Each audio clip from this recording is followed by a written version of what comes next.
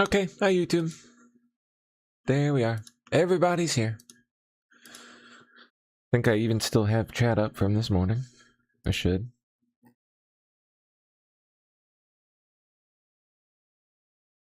Yep, I sure do. Alright. Well, let's get going then. Uh-oh. Well, it froze for a second. Okay, but I guess we're good.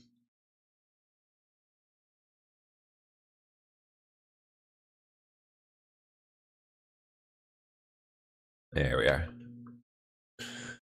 Okay, reason Gavin Newsom preemptively revealed he's being investigated. Oh no, I think we did that one. I think we did do that one the other day. Oh boy, there they go again.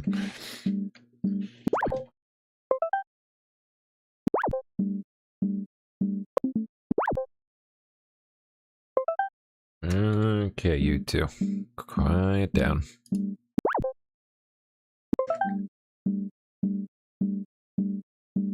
Pipe down now. Quiet, quiet, quiet. There we go. Greatest military in the world, by the way. We have the greatest military in the world, by the way. But I'm proud of Space Force because I started it. We have Space Force cameras on every single door, well, there are no doors, they've been pretty well shattered, but every area of that, if somebody walks in and he's got a badge with his name on it, like Mohammed something. Mohammed something. It's about a 50-50 guess. Mohammed something. They can tell the name. They can give you a serial number. We can see things you wouldn't believe, the quality of the stuff that we have. That's why we've been so successful. That's why our blockade will go down in the annals of history as being unbelievable. Nobody's ever seen a blockade like that. It's like a steel wall. So what happened is we then the best.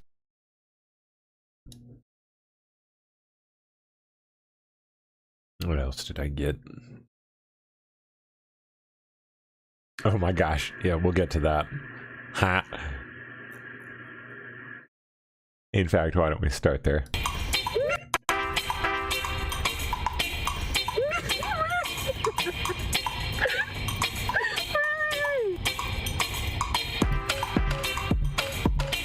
That is an electric skateboard with a folding lawn chair.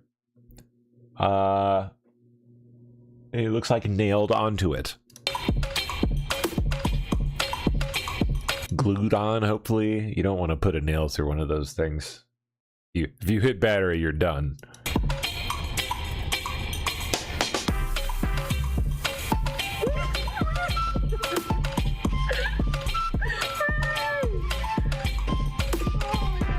Actually, he might have that thing hard mounted like to the trucks.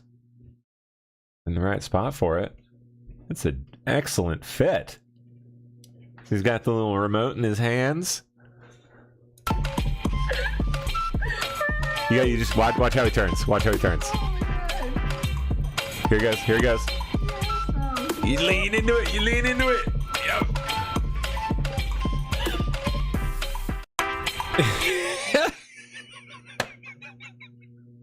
That actually looks.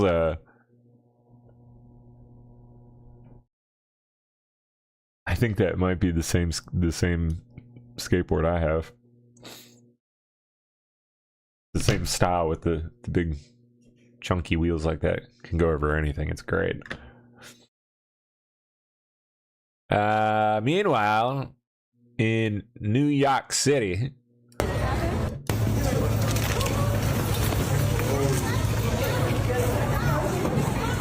Ah yes, quality law enforcement. Yeah, oh, she's done. She gave up.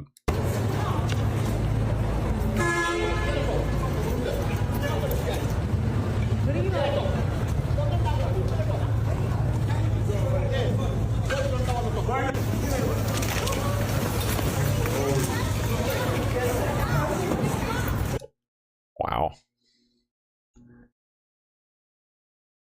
Bongino says the foiled the plot, the UFC plot. All right, let's hear it. I haven't actually listened to this yet. This is what you've been warning about for the last year now. But because of great law enforcement work and a parent that saw something and didn't sit on her tail, you guys were able to disrupt this. Yeah, this has really been a problem that's been tip of the spear in my mind for a long time. The drone problem, that is. I wrote about it in a book 10 years ago. Someone, one of my listeners on my show sent me a SoundCloud file of one of my first podcasts where I brought up how pressing a problem this was. And it came up to me early when I was a young Secret Service agent at the White House, where I'm just going to tell you, at least back then, I want to be clear, Lawrence, there was really no good plan for drones at all. It was kind of like, we'll get to it when we'll get to it plan. Well, that's not good enough. And, you know, the audience needs to keep in mind, the reason the drone problem is so difficult to solve is, think about it, if you were to put an explosive on a drone, which is what the subjects in this case, the suspects were thinking about doing, and I'm sure others are as well. If you were to put that same explosive in a car's four wheels. How it gets there, it doesn't really matter. Like, there's old school ways to stop that. You have obstacles, vehicle obstacles, you know, you have planters, you have all this kind of stuff we've developed since four wheels. Spike strips. Have been rolling down the road in the assembly line with Henry Ford. None of that stuff works with a drone. You can't put an obstacle that goes up into low space that's going to stop a flying object from flying into Times Square or New York City or elsewhere. There are anti-drone measures, both physical and electronic. They got literal, like, net guns, shoot a big freaking net out. And got the old EMP. You can just EMP that fucker out of the sky. This is assuming it's not on a fiber optic cable, because if it is, you're well, you're screwed. You're as good as dead. Chilling details of California terror rings plot against Freedom 250 as mastermind is unmasked. Is this the mastermind? This goofy looking guy with the, what is that on your head, my friend?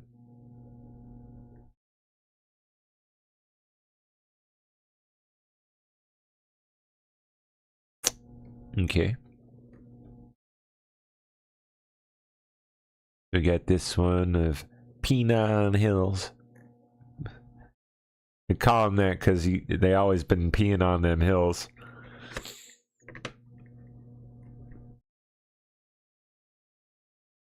I don't actually know that. I made that up.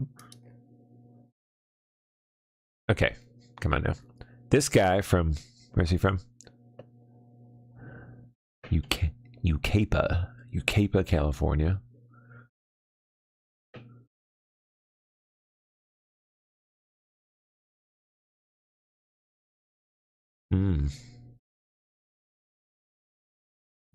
Participating in firearms and tactical training out in the desert. Did some tactical training. Awesome stuff.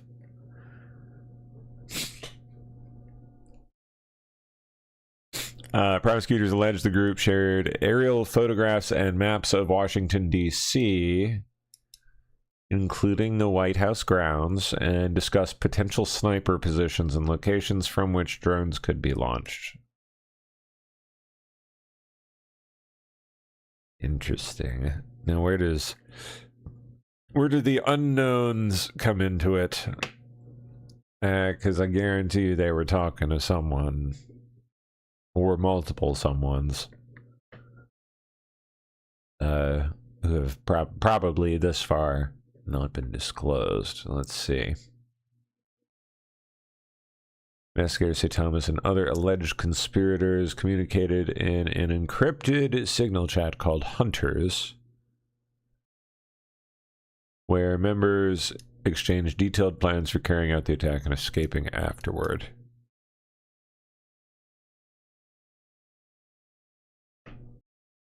Hunter's signal group, which included Thomas proper and other co-conspirators, contained detailed instructions for carrying out the attack. many were charged and how many were members of the group? Like how many group members were there in this Signal chat? Exactly.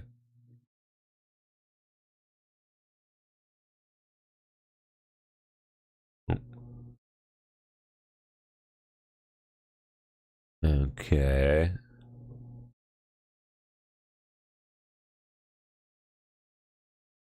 Rhodes told the FBI he intended to travel to D.C. only as a protester. His family told investigators he warned them that one day they would wake up and find him gone and that something big would happen in the nation's capital. Roa's cross-country trip abruptly ended when his vehicle broke down in Barstow, forcing him to return to Southern California, where federal agents later searched his home and seized an AR-style rifle, a Glock 19 handgun, and tactical gear.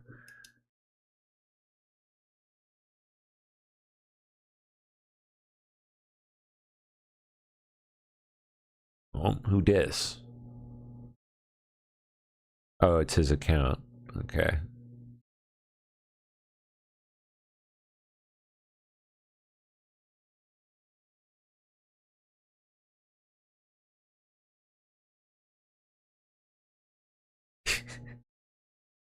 Oh my goodness.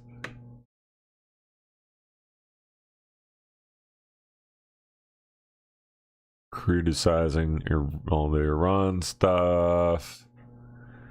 Blah blah. Convenient. Comes at a convenient time. Doesn't it?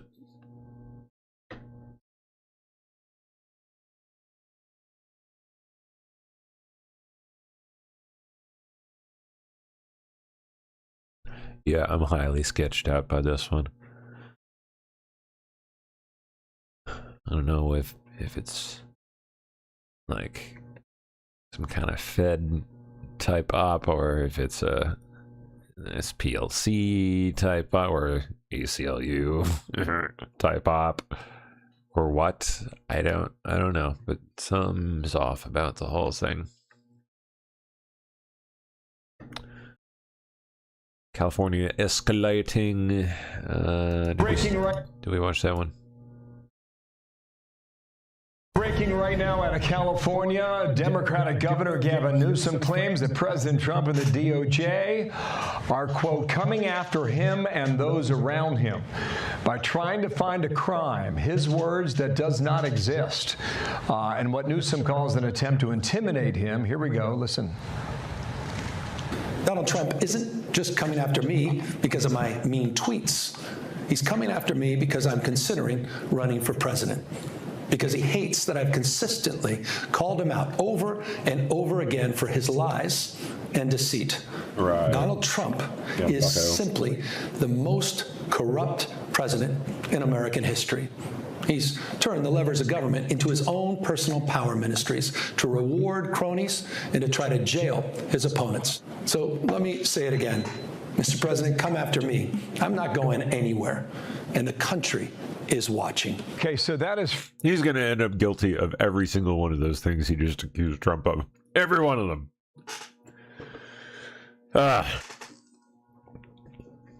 Oh, this is pretty crazy.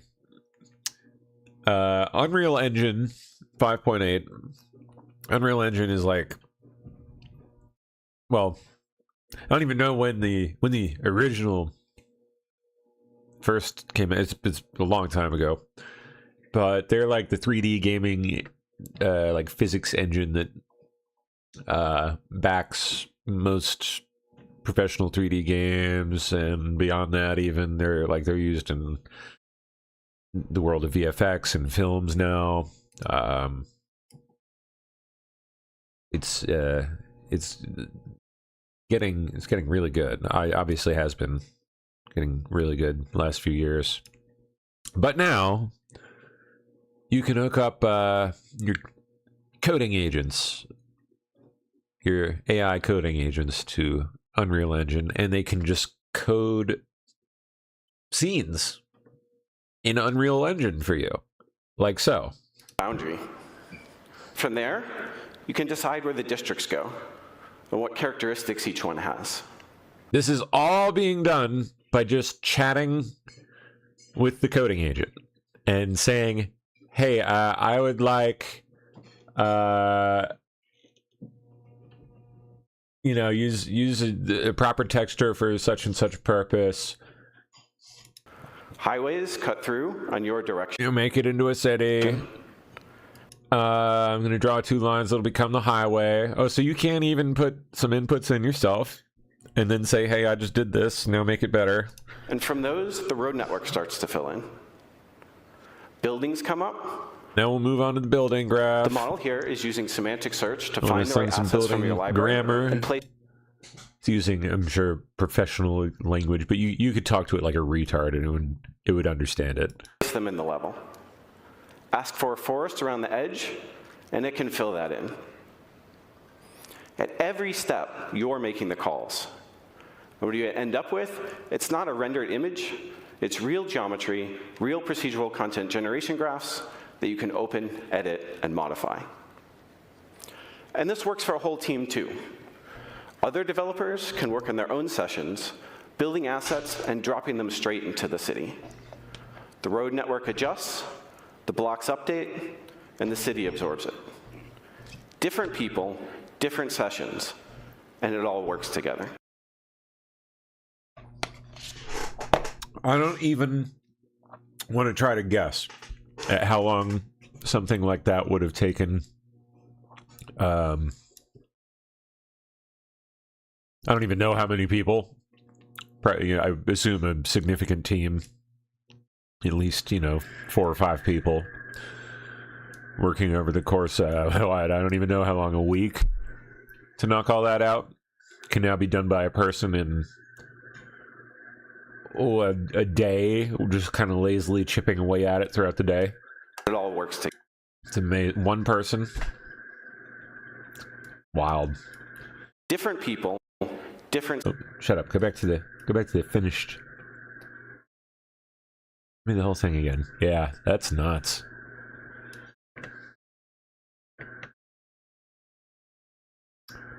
Okay. Let me see. What else we got on the main pile here?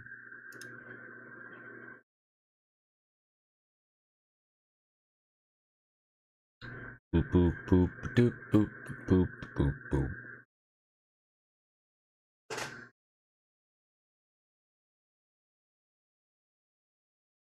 Oh gosh, what's she doing now?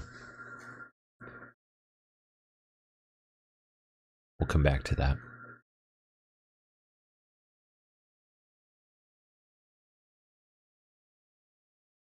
I missed all this, so I'm gonna. I don't know about going all the way back. Yeah, we'll start there. Did the JCPOA, he loaded up a plane. What Obama did was he did the JCPOA, he loaded up a plane with Shitload of cash. $1.7 billion in green cash from banks all over Washington, Maryland, and Virginia. They were stripped of all their cash. They had no cash to do payrolls. It all went into a Boeing 757, a wonderful plane, and they flew it to Iran. And they gave it out to people. They bribed people. They thought they were going to get it done. Then they gave billions and billions of dollars after that.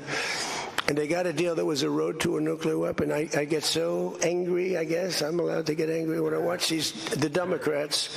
They talk about it all the time. We had this deal done. You had a deal that was going to give them, legally, a nuclear weapon. And if that happened, Israel would have been blown away. And in all fairness to Bibi Netanyahu, who happens to be a good man, gets a little excited sometimes. But he happens to be a very good man. We've had an amazing partnership. He's been an amazing prime minister. We have a little dispute over Lebanon. I say, you can do a little softer touch, Bibi. You don't have to knock down a building every time somebody walks into it that's from Hezbollah. But it's been an amazing partnership. But he will say, we're the big partner, and he's the very small partner, and that's true. So he came to the country, and he begged Barack Hussein Obama, the president, not to do the JCPOA.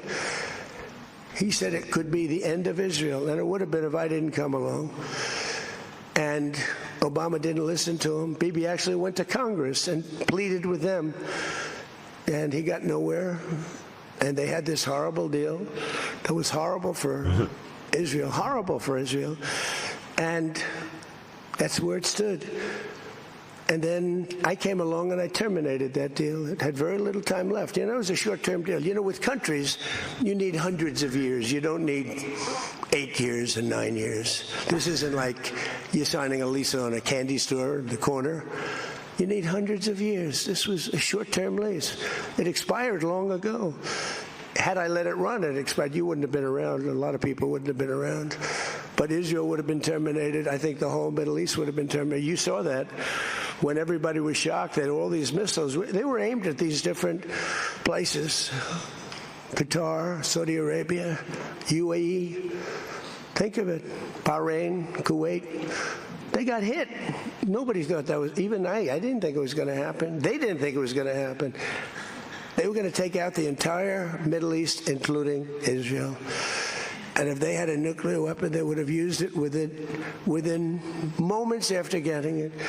So I made it very tough for them when I terminated the Barack Hussein Obama catastrophe. JCPOA, one of the worst deals. NAFTA might have been worse, but that was worse economically. This deal was really dangerous, what he did. It was bad. It was really bad. This out so you can. Oh, talking about the memorandum of understanding here. Did he actually? Did he read it out? What happened? He gave them everything, including a lot of money, which we don't give them, by the way, just in case you have any question. We'll be. Or we don't. Do we not get it till Friday? Giving this out so you can read it and you can see. And it's a memorandum of understanding. If it doesn't get done in 60 days, that's all right. We go back to bombing. You know, I don't want to do that because it's so good. But we might have to because we're never going to let them have a nuclear weapon. But they've agreed not to, and you'll see that very clearly in the agreement. He gave them everything, including a lot of money, which we don't. Oh, yep. Work closely with us to turn over the. Okay. More here on Iran. They'll work closely with us to turn over the so-called enriched material that's very deep in the bowels of the earth. Very The deep. bowels of the So earth. it's not important that we do it quickly, but we could do it fairly quickly. When we have We're gonna give the earth an enema. It's gonna be great. a chance, we'll do it. But in the meantime, we have cameras on every inch of it. Nobody can do it. And if they do, we'll hit them with Patriots, that's all. And they'll be gone.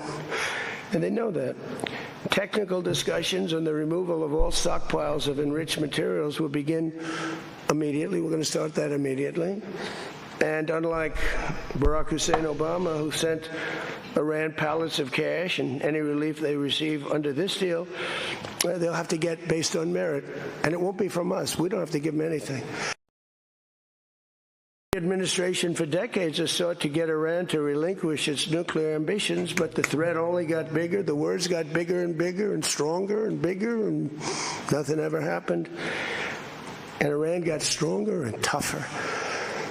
If we didn't blow them up the first time and then blow out those weapons, they would have been unstoppable. This should have done, what I'm doing and what I did should have been done years ago.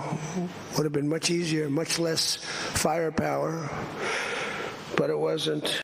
But every administration for decades has sought to get Iran to relinquish its nuclear ambitions, but the threat only got bigger. The words Okay, there we go. in history has ever been tougher on Iran. No president has been tougher. Okay, Than I there have, we go. and they know that. And by the way, if they don't honor the agreement, or some things aren't even mentioned in the agreement, it's a memorandum of understanding, but we have an understanding of certain things without writing it. And if what they that don't is. honor that, we'll probably go back to bombing them until they honor it, you know? It's amazing what bombs can do. No president in history has ever been tougher on Iran than here this week. It's my hope that the peace agreement will be the beginning of a much larger deal all across the Middle East. We're very close. Look at the job we've done in Gaza. look at Hamas. Hamas has been very silent. You haven't read anything about Hamas, and we're trying to get them unarmed. You know, they grew up with a machine gun in their hand. I think they actually, when they were born, they came out with a machine gun in their hand, so it's not the easiest thing, but they've actually behaved pretty well, considering this was not the lifestyle that they were taught to have. But including an end to all Iranian aggression, they're not going to be Iranian aggression, and an end to war and terror in Lebanon. So the Lebanon piece is something we'll have to work on a little bit. It's a very small piece of the puzzle, actually, but it still makes a lot of noise. The big deal is the Iran deal. That's where the money is, where the power was. But they have Hezbollah, and you got to get that done one way or the other. We'll do it. I think Israel can do a much better job on it. Syria would love to do it. Syria, huh?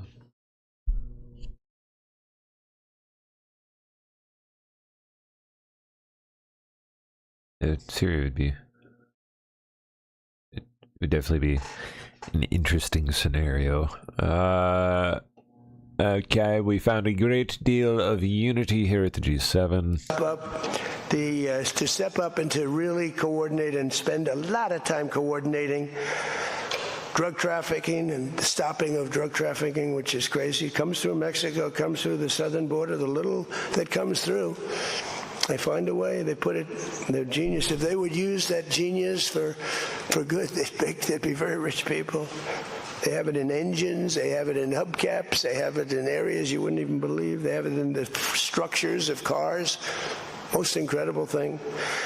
But we've done a great job on it. We have drugs coming through the border are down 61%. Drugs coming through water, the sea, ocean, sea, Gulf, down 97.2%. That's the ones that get hit.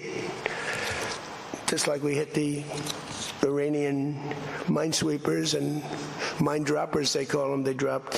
Who would have 28 mine droppers? Who has 28 mine droppers? They actually had them, but they don't have them anymore. We hit them just like we hit the drug dealers. But drugs are down by water 97%. And over 60% they're down, and now we're going to go and focus on the land. They come through Mexico. Mexico has lost control of their country. The cartels run Mexico, and it's sad. And the president's a very good woman, but she's a very scared woman. Oh. The drug cartels are totally running Mexico. It's not even close. I.e., they are running her.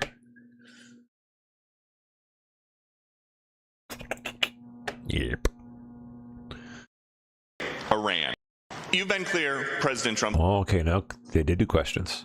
The United States is not going to directly pay Iran, but the U.S. is going to let the Iranians start making billions of dollars, selling oil, accessing this reconstruction fund. Only if they're doing things right.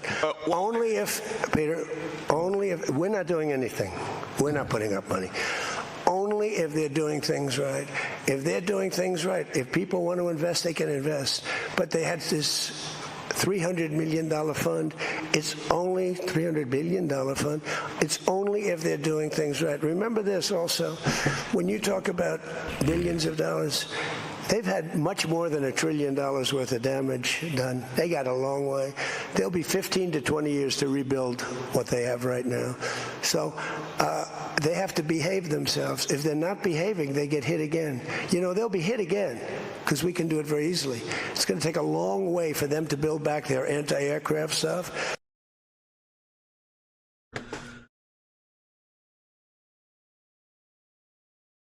What the difference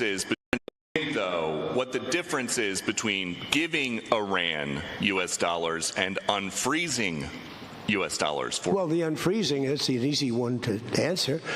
We have taken a lot of their money, and we have their money. We have taken their money. It's not our money. It's their money, and we froze it.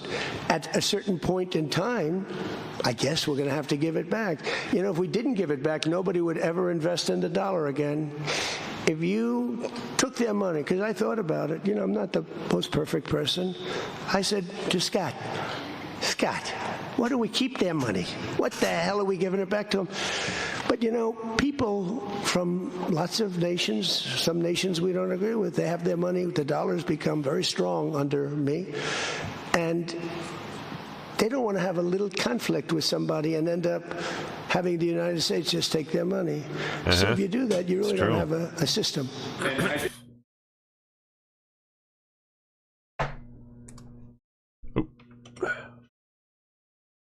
Go back to the United States and Juicy again, man. convince a skeptical American public that this deal Well, is a look, win. here they lost militarily, okay? It's very tough because I know that no matter what, if I would go, by the way, if I'd go another 3 or 4 weeks, those same people that are critical would say, he went too long, he should have done, you know, no matter what. If they raised the white flag of surrender, and if they said, praise be to Allah, Donald Trump is the greatest president ever. We totally concede. We totally give up. This war is over. We have failed. The New York Times and CNN and a couple of others, they're not all that dishonest. They'd say Iran had a great victory, okay? They practically do that. You know, it's amazing. When we knocked out their last ship, they had 159 ships. When we knocked out the last ship, the Times refused to do a story on it. They said, why wouldn't you? They don't have a Navy, and you don't want to do a story on it. They don't have an Air Force. You don't want to do a story. We need a fair press. And that's why they're all doing so badly, because they lost credibility. When I win in a landslide and I had 93% bad press, they take good stories about me and make them bad. But the only reason that happened is because they have so little, the media has so little credibility that the people voted for me. 93% of the stories on network, ABC is horrible. I think ABC is the worst. NBC is terrible. And CBS is terrible. CNN, obviously. And I never get good stories, no matter what I do. I could do the greatest thing. I won't get good stories on this. I'll get it from fair media. I'll get it from all over the world. They're writing good. But no matter what I do, I'm going to get bad press. I know that. Now, if I did the opposite, if I went out and continued to bomb them for another 4, just bomb the hell out of them, I'd get bad press on that. No, there's nothing I can do. But what this does is it allows the ships to go. If we keep bombing, those ships won't be going. And you're talking about $500, $600, $700 million a day. It's a lot of money. A lot of money. That's why the world is okay. It's liquid. It's fine. Also, we run out of reserves in about 4 weeks. You know, there are reserves all over the world, and we would really run out. And there'll be a time when you wouldn't be able to get it. And you want to see bedlam? So for all those so-called geniuses that want to show me how smart they are, ask them why didn't they blow up General Soleimani. Ask that of the general and a couple of other people that I like very much, but boy, are they wrong. It should be permanently. But if it's not permanently, we will bomb them. If Iran does not abide by the terms of the agreement, they will be bombed, just like I bombed them on Wednesday night and Tuesday night, and was going to bomb them on Thursday night at a level that was 3 times greater, and they knew that. I will bomb them. Now, that's with me as president. If you have a weak, pathetic president, maybe that doesn't happen, but I can only do the job that I have to do. I have a long time to go. I have almost 3 years, close to 3 years. Time is going fast. But our country's become we're the most respected country in the world. When I say permanently, it should be permanently. But if it's not permanently, we will bomb them. They will be bombed, just like I bombed them on Wednesday night and Tuesday night, and was going to bomb them on Thursday night at a level that was 3 times greater, and they knew that. I will bomb them. Now, that's with me as president. If you have a weak, pathetic president, maybe that doesn't happen, but I can only do the job that I have to do. I have a long time to go. I have almost 3 years, close to 3 years. Time is going fast. But our country's become we're the most respected country in the world. When I say permanently, it should be permanently. But if it's not permanently, we will bomb them. They will be bombed, just like I bombed them on Wednesday. Sorry, let that loop.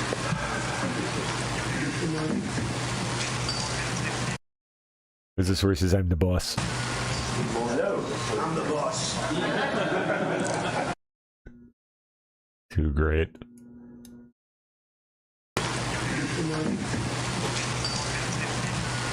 Hello, I'm the boss. They're laughing like he didn't mean it. He meant that. How are you?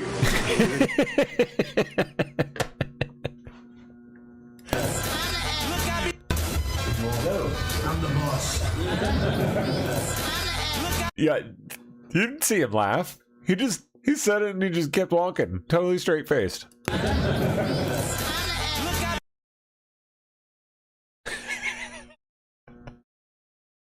It's too funny. SpaceX could be valued at $30 trillion within the next 15 years. Excuse me, says billionaire investor Ron Barron. Oh, I believe it. And then some, but probably even more. This would represent a gain of more than 1,600% from the company's IPO price. Ooh. Well, that means it still ain't half bad to buy, I guess. Magnified exposure. Yeah. President Trump. Okay, Arthur Engoron. Remember him? Yeah. That, odd little creature.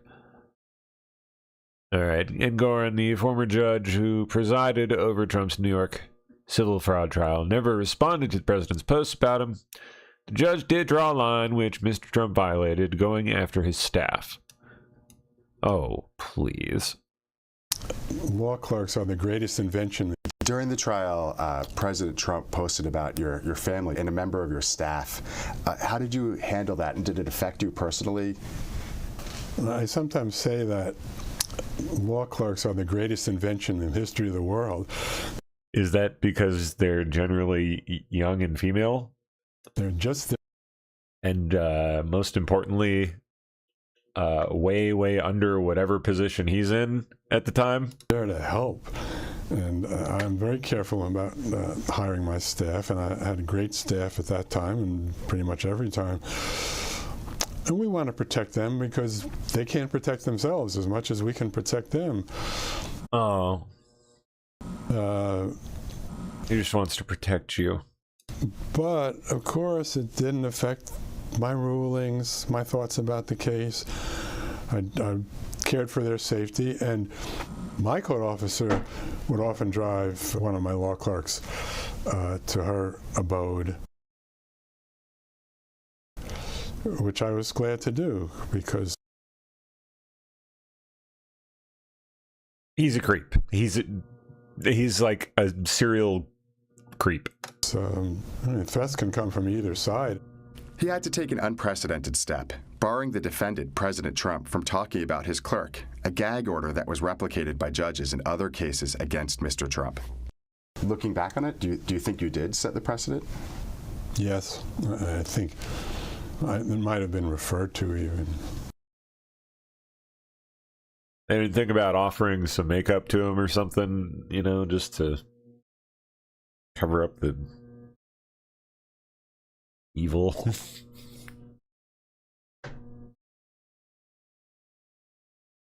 Patriotic are Americans feeling this morning? With us now, CNN shocked by poll showing a lot of Democrats hate America.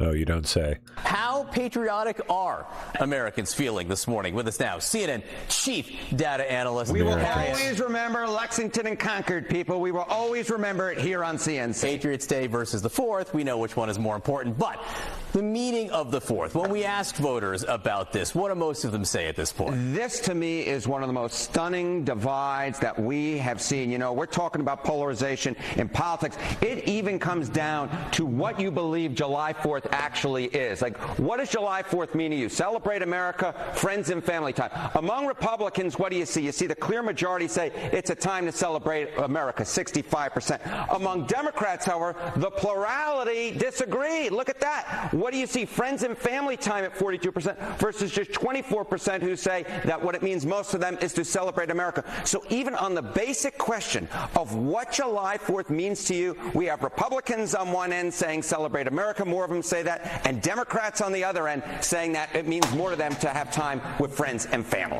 Yeah, that's just weird. What do they say about the flag? Yeah, okay, so. Oh, great. What do they say about the flag? Even on the basic level of flag, look at this. Look at how we have an increasing polarization. Wow.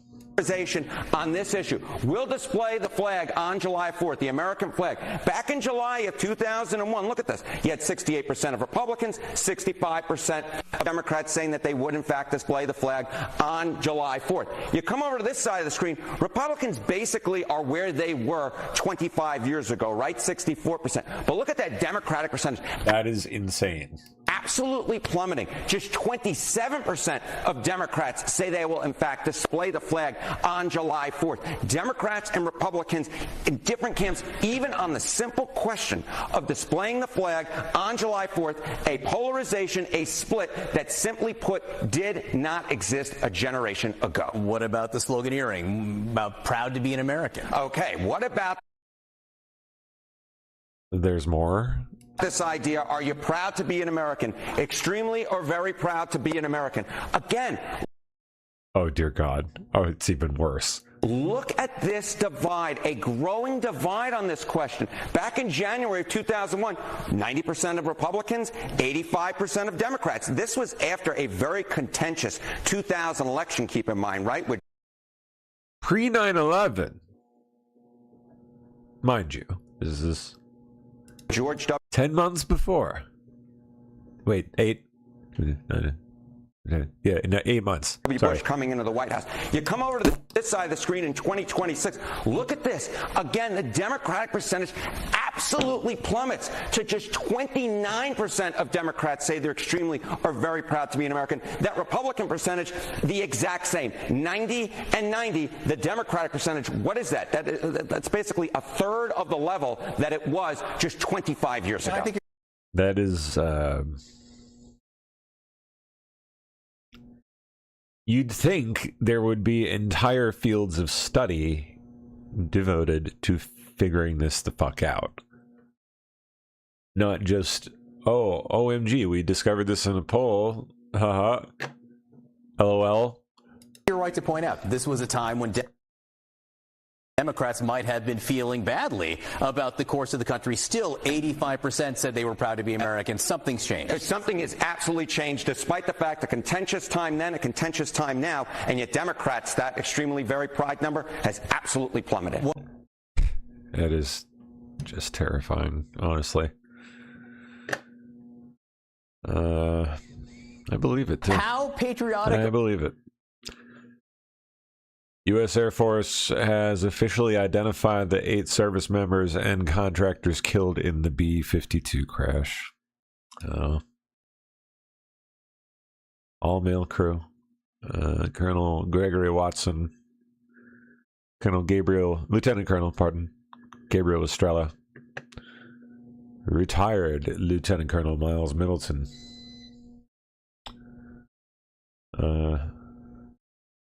Major Alexander Davis, Major Robert D, Major Brad Hovey, one Jeremy Smith, and one Christopher Richard.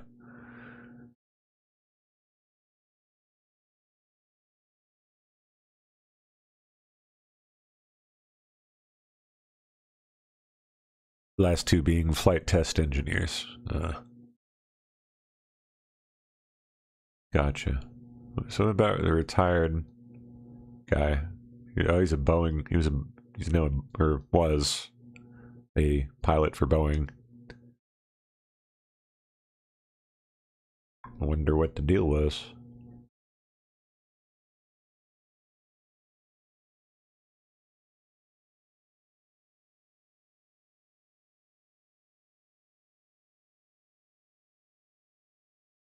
Okay.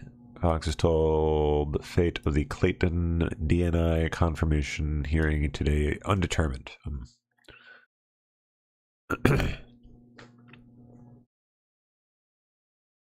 Excuse me.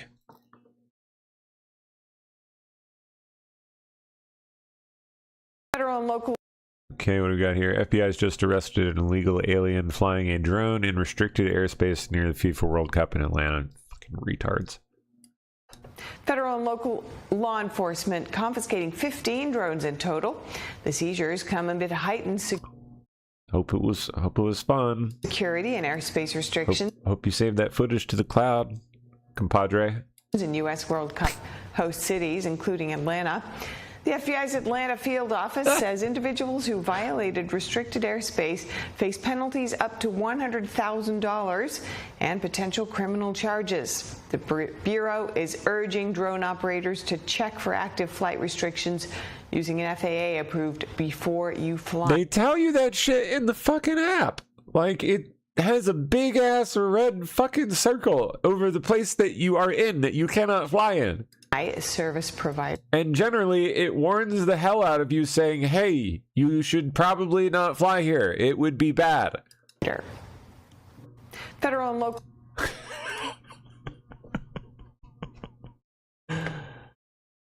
Oh my gosh. You have to be a complete idiot. Whistleblower bombshell. Was Hillary the one responsible for the actual 2016 hacking that's been blamed on Russia? From Western Journal. You don't say. Which whistleblower would this be, please, por favor? No, you be wallpaper. Okay, tell me the trick is gonna work. Come on. Wow, boo! It gave us the short version. Oh, all right. Well, we'll take the short version. It's better than nothing.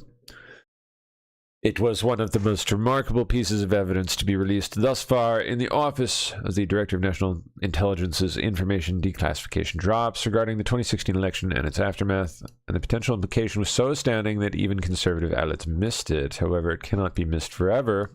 You gotta be shitting me. Sorry, I gotta copy this to something. However, it cannot be missed forever, and the question must be asked, did Hillary Clinton end up hacking America and blaming it on Russia? Let's back up a bit and also realize that, firstly, we'll probably never know the answer to that question. Secondly, it's an implication one can reach after reading one of the documents that DNI Tulsi Gabbard has declassified over the past month that has gotten the least scrutiny. Tell me more, damn it! No! Fucking bait article, bait. Okay, you know what? That is just such atrocious bait. We're gonna get around it.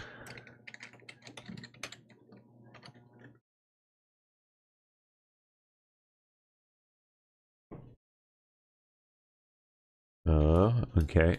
Do we need the short version of the link?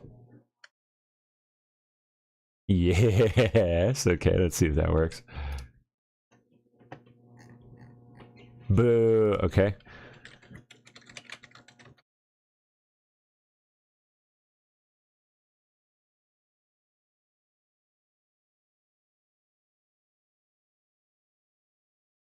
It's an old article?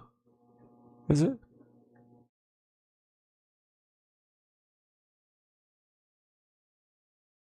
It is, yeah, 2025. Huh.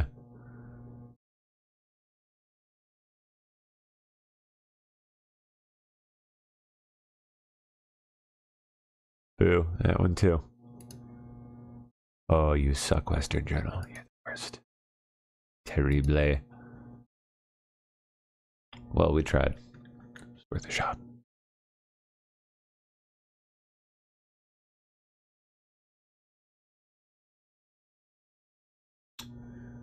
Yay, JD Vance on fraud and crime crackdown, Long Island.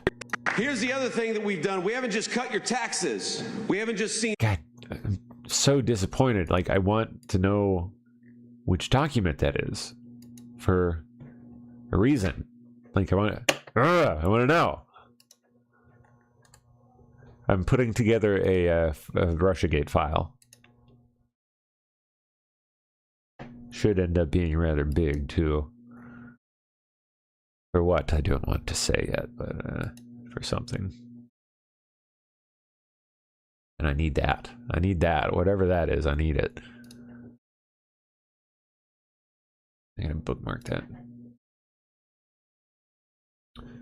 Okay. Job creation. Here's the other thing that we've done. We haven't just cut your taxes. We haven't just seen record job creation over the past couple of months. And of course, we know that because we had to take care of business over there in the Middle East, we've seen a little increase in gas prices. Notice how that's already coming back down. 50 cents down on the dollar just in the last couple of weeks. So what did the president say? The president said, we're going to go take care of businesses. We're going to go take care of business. Gas prices are going to come up a little bit. But when we take care of business, you know what's going to happen? Number one, gas prices are going to come down. Number two, Iran will never have a nuclear weapon. And number three, every single one of you will be safer. Here's the other thing that we've done. We haven't just cut your taxes. We haven't just seen record job creation over the past couple of... Bing bong.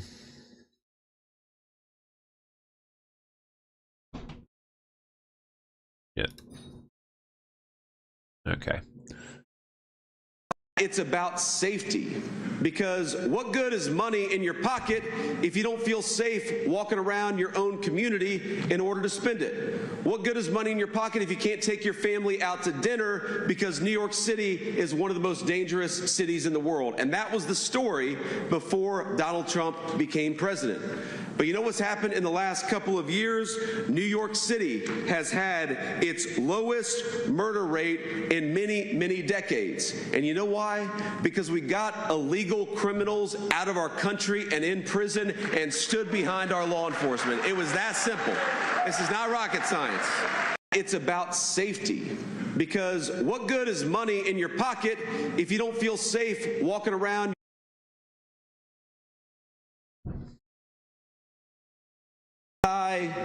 They're anti-women playing in women's sports. They want men to play in women's sports, the craziest thing. They become anti-Semitic in the Democratic Party. They become anti-Christian in the Democratic Party. They become anti-white in the Democratic Party. And what I love about the Republican Party is whether you're black or white, whether you're a Jew, a Christian, or a person of no faith, the thing about the Republican Party is that if you work hard, you play by the rules, and you love this country, you are welcome on our team.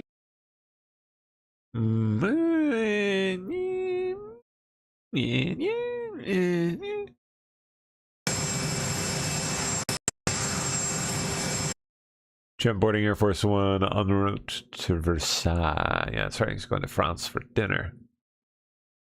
Little din. Okay. Time, 10 o'clock in the morning. Senator Kennedy. The Senate Republicans have to deal with President Trump naming Bill Pulte as acting director and pushing for the SAVE Act. Yeah. In France. The president dropped this on Truth Social. The Republicans agreed with Democrats to remove very fair and talented William Pulte from serving as acting DNI in return for getting FISA. He's going turbo boomer. It's great. Approved by the Democrats. I will not approve FISA without the Save America Act going along with it. That means that Jay Clayton's hearing apparently was suspended. Tom Cotton went to X 10 minutes ago and said that hearing will go forward. Based on what you know, what is the status of this nomination and this hearing and where we are on it, Senator? Well, at the moment, it's a multiple vehicle pileup, Bill. The president is aggressively unpredictable. We thought we had things worked out. We don't.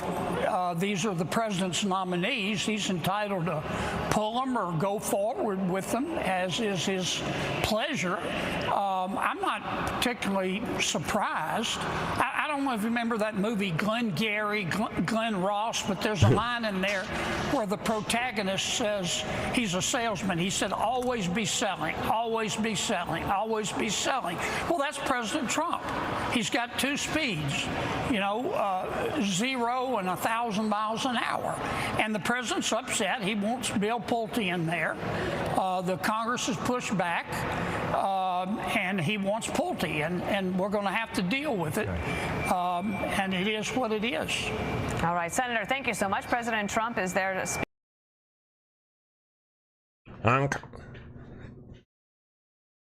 Okay.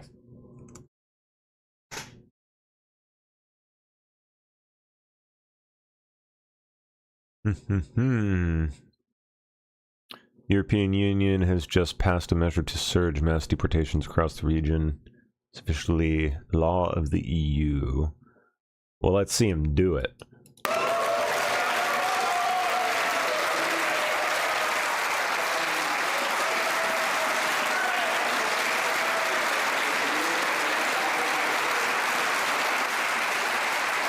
Yeah, I can say it all they want. Let's see him actually do it. Then I'll believe it. Hegseth touching down in Brussels.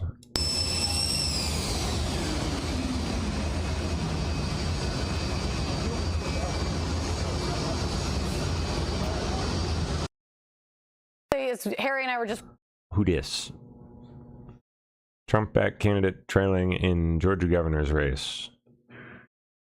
Do you worry that your ties to... Oh, this is the other candidate, I guess. That your ties to President Biden could hurt you with Georgia voters. So obviously, as Harry and I were just running through, votes are still being counted. Yes. That's still coming in. But from what you see and what you're hearing on the ground, do you think you'll be facing President Trump's pick in the general election in November based on these early numbers? We don't know. It's too early to tell, but I can tell you they are both pretty extreme MAGA Republicans. Burt Jones, of course, has already received the endorsement of President Trump. And then you've got Rick Jackson, who has spent over $100 million of his own money seeking to get the endorsement of Donald Trump. So they really are one and the same. Rick Jackson has said that he will be Donald Trump's favorite governor. And Burt Jones is an election denier. Burt Jones has also made it clear that he plans to use your time working for President Biden against you if he is who you are up against in the general election. Let me play this for you, Mayor. She did a terrible job while she was mayor. She went to the Biden administration after electing not to run for re-election as mayor, and I don't think she got any good training from the Biden administration while she was there. Do you worry that your ties to the Biden administration, to President Biden, could hurt you with Georgia voters? Not at all. I will put Biden up against Trump's record any day of the week, especially in the way he delivered for Georgia. Listen, Burt Jones is an election denier. If you were to ask him if Donald Trump won the 2020 election, he would say yes. This is a man who is living off of his daddy's petroleum fortune. He has put in millions. And what exactly are you living off of? Of dollars of his own money. He's not talking about any of the things that the people on the ground care about. He's still relitigating 2020. Meanwhile, the people of Georgia are talking about the cost of living. They're talking about grocery costs. They're talking about healthcare costs. 500,000 people in this state opted not to get healthcare after the big ugly bill. Those are the things that people care about. It was just a few months ago, though, when the now outgoing Director of National Intelligence, Tulsi Gabbard, was in Fulton County while the FBI seized 2020 election records. And since then, President Trump has talked about wanting Republicans to, take over elections. Let me play this. The Republicans should say, we want to take over. We should take over the voting in at least 15 places. The Republicans ought to nationalize the voting. And we have states that are so crooked, and they're counting votes. We have states that I won that show I didn't win. Now you're going to see something in Georgia where they were able to get, with a court order, the ballots. You're going to see some interesting things come out. Ooh. Are you actually worried about the Trump administration getting involved in your state's elections?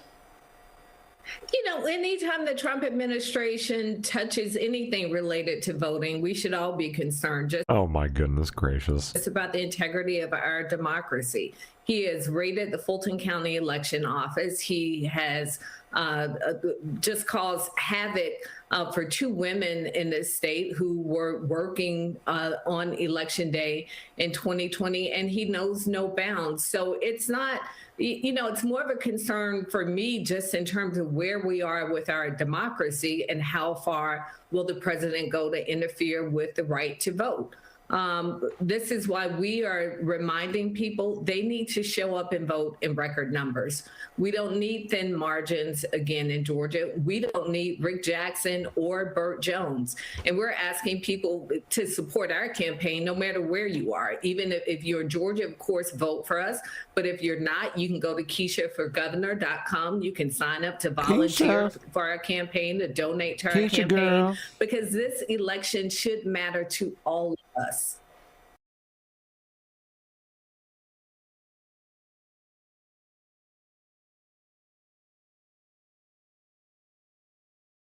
Okay.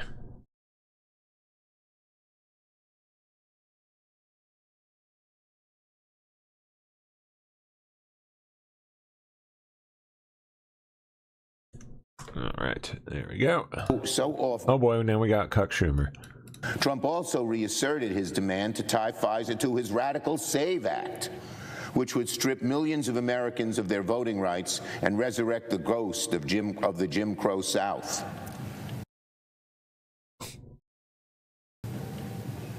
Freaking 60-year broken record. Anyone, Trump is just so off base and should get it out of his mind that he can save by attaching it to FISA. It ain't happening. It ain't passing. The SAVE Act is perhaps the most vicious piece of anti-voting rights legislation Trump has ever come up with, and it has absolutely nothing to do with FISA whatsoever. And does now. Bitch. There is a pro-algae protest at the reflecting pool. They want to save the algae now. They want their waters green and shit-filled.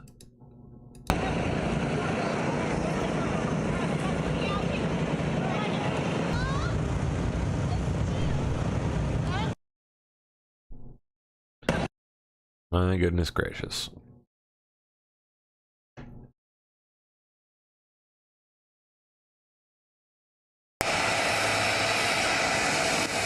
Trump stepping down in Versailles. Beautiful sunset.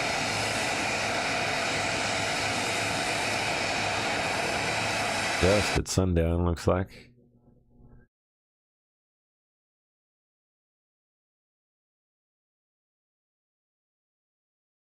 Ooh, Navy finds a massive cache of deadly radiological material, including uranium, hidden in California. What? Where? Huh?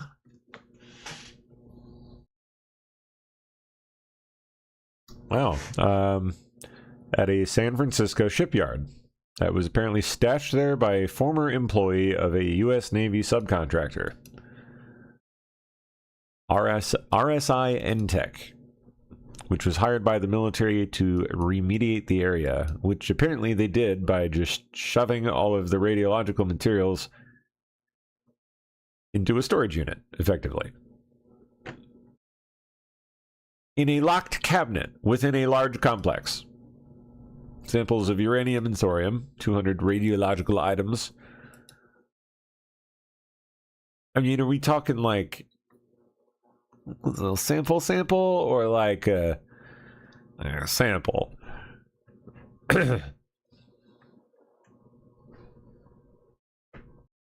Oh, the materials were stored there by a rogue employee. Yeah, okay, they're tiny little samples. They're like the little things that are used to calibrate Geiger counters and like medical equipment and stuff.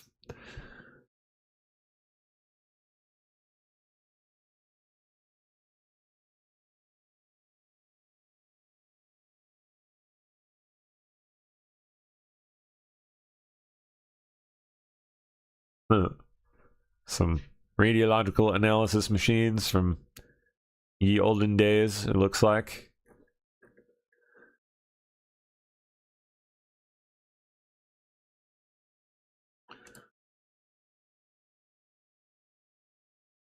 But Trump offered comments on Touchdown here. going to Versailles for dinner with some of Europe's great people, and we'll see how that works out. I think it'll be very good. The president will be there with Madam, and I think we're going to have a good time. The press conference seems to have gone well. You shot your load pretty much, Steve, right? Pretty much. But going well. Seems like the agreement's very well undertow. Are you coming to Versailles with us? Yes, sir. I hope I'm going to try and get you to do the tour because honestly, it's unbelievable. Going to Versailles for dinner with some of Europe's great people. 1 second.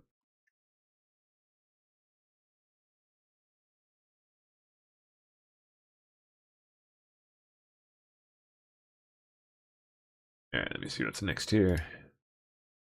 Fed decision, they held rates today. It's all right. Whatever. And it looks like they might even raise them later this year. It's not clear. Do you have any comment? It could happen. I mean, it's hard to believe.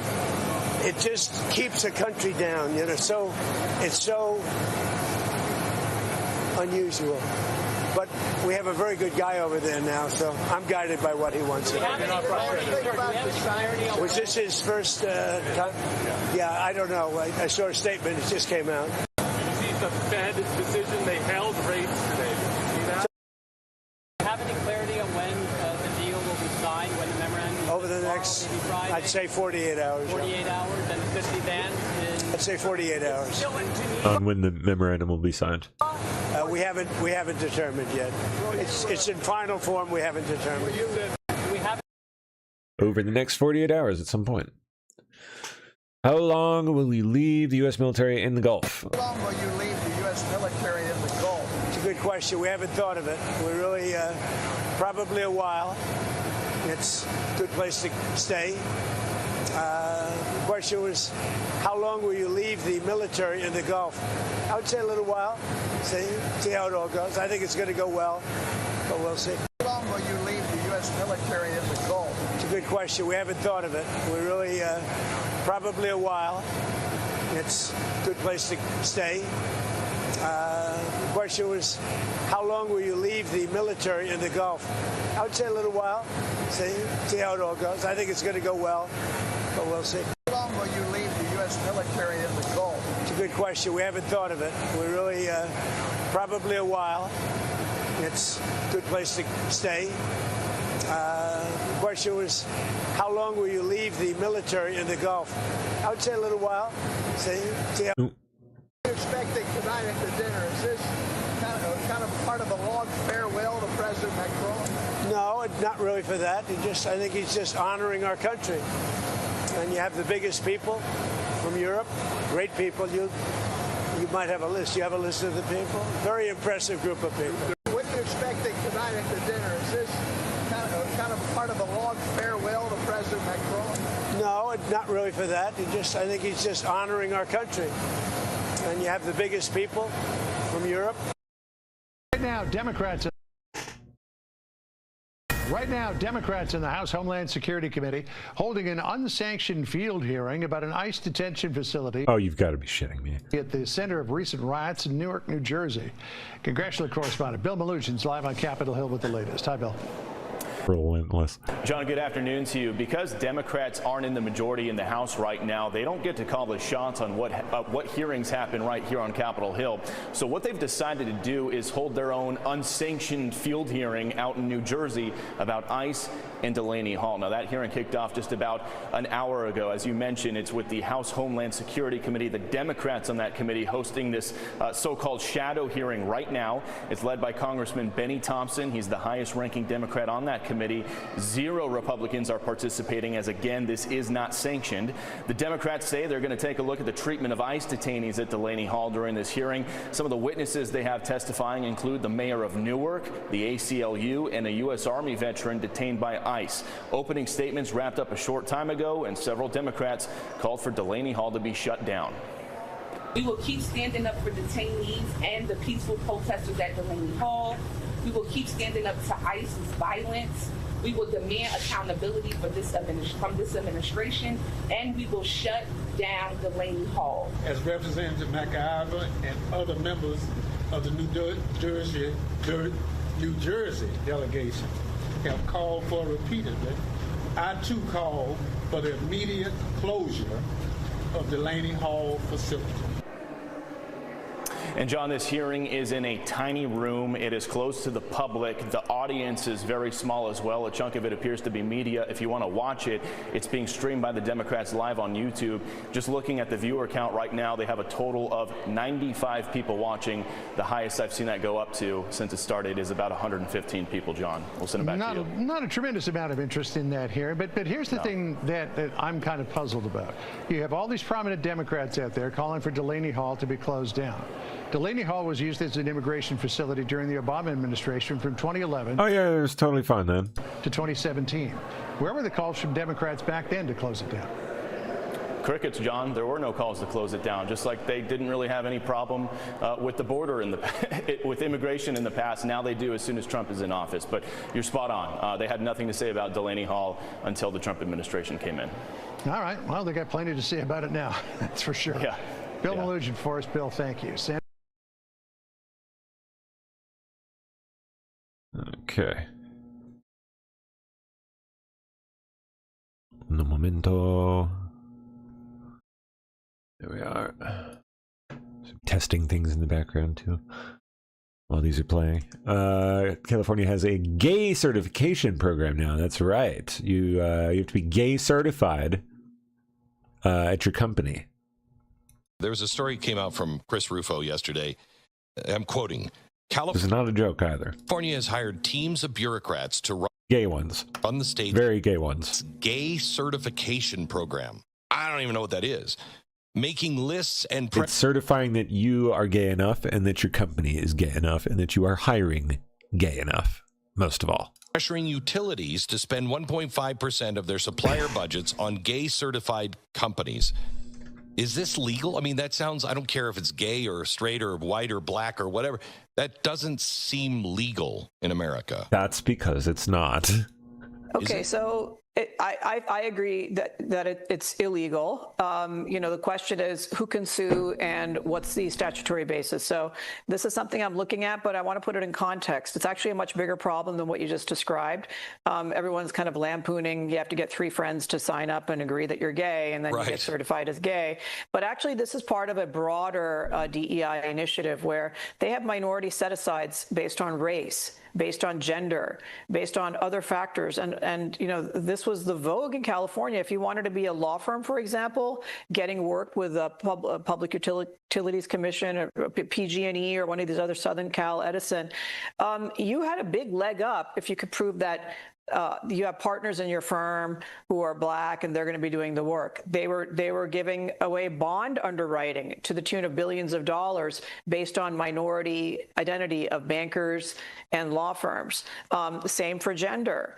And I mean, how does that help the taxpayer get the best services? How does that help the ratepayer, everybody who consumes utilities in the state of California, get the best rates? It doesn't. Obviously, when you have set-asides and special contracts like that, you have inflation because people are, know that their status is a commodity that they can actually sell because it's being forced on the state and on the ratepayer. So I think this is illegal. So we're definitely looking into what can be done about it by the Department of Justice. But the other people who could do something about it, in some instances, can be private parties who weren't picked for a contract because they don't have the correct boxes checked. I don't know who somebody sleeps with is relevant to their provision of utility-related support services. I don't know either. That's rhetorical. I think we know it isn't. It's nonsense, and it needs to stop, and it's illegal.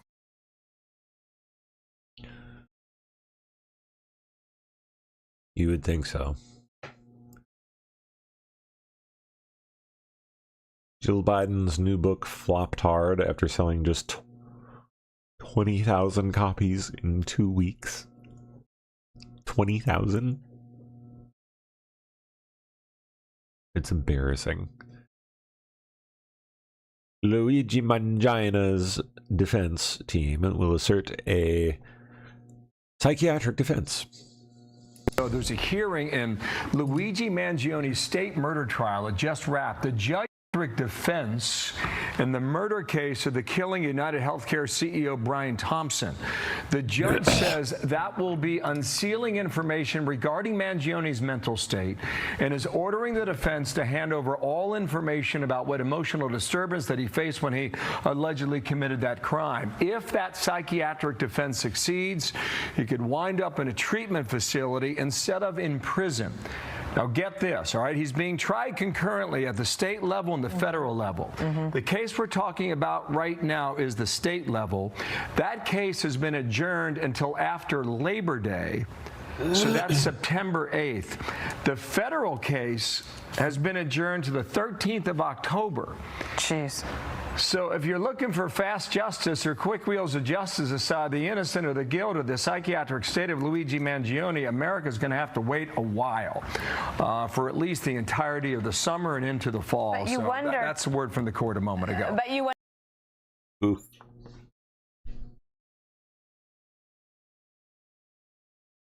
Leverage here. President Trump, the Senate doesn't have the leverage here. President Trump has the leverage here. If they want something so bad, what are they willing to concede? What are they willing to give up? This is where the Save America Act comes in. And by the way, the president doesn't want FISA. There's no one who's been more abused by FISA than President Donald J. Trump. I know it. So they need to go to him to say, Mr. President, please, could we get some extension? We'll put some protections in. I'd love to see FISA reform on this, by the way, or maybe even scrap the thing and create an entire new system, right? That'd be my pie in the sky choice for all of this. But Steve, what the president is sitting there doing, saying, wait a minute, you're asking me to sign off on all this stuff, and you're not giving me anything. You're not giving me a dime. You're not giving me a crumb. And then I'm sure that the president's crack staff sent him that Senator Cotton tweet and said that they're defying you. He said, oh, you know something? Fine. Not only are we throwing down on Pulte, we're also bringing back the Save America Act because you know something? The price just got a little bit higher. It got higher.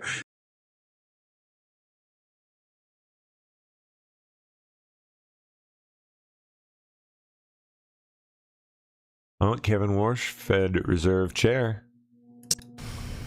As you saw a few moments ago, the committee decided to maintain the target range for the Fed funds rate at 3.5% to 3.75% in support of the Fed's dual mandate. The committee also reaffirmed its policy of maintaining ample reserves in the banking system. Economic activity is expanding at a solid pace, despite elevated uncertainty that owes in part to the conflict in the Middle East. Productivity growth and capital investment, both strong. Job gains have kept pace with the workforce, and the unemployment rate has changed little. We recognize that inflation has been running well ahead of the Fed's long-stated inflation goal of 2%. That's been going on for more than 5 years. Persistently high prices are a burden for the American people. But the recent past need not be prologue. I am pleased to report that members of the FOMC are unambiguous and unanimous. This committee will deliver price stability. At any institution, a change in leadership is a natural and timely opportunity to reaffirm its mission, to review current practices, and to consider whether those practices best meet our objectives. My Fed colleagues and I will be working in close collaboration to ask what changes might improve the conduct of monetary policy. On that score, you might have already noticed something, a difference in today's policy statement. It's a bit shorter, a bit simpler, and it dispenses with some older language. That statement just gives you the facts as best we can judge it. Absent also is so-called forward guidance, which we agreed was not well suited to the current policy conjuncture. This afternoon, you also received the usual summary of economic projections. It's been the practice of this committee for participants to submit these projections, and I have encouraged my colleagues to continue to do so. I, however, have refrained from offering any projections of my own consistent with my long-held views on the SEP, at least as currently structured. In the median projections, real GDP rises at 2.2% this year, 2.3% next year, and total PC inflation runs at 3.6% this year, 2.3% next year. The unemployment rate stands at about 4.3%. The median participant judges that the appropriate federal funds rate to be at 3.8% at the end of this year and 3.6% at the end of next.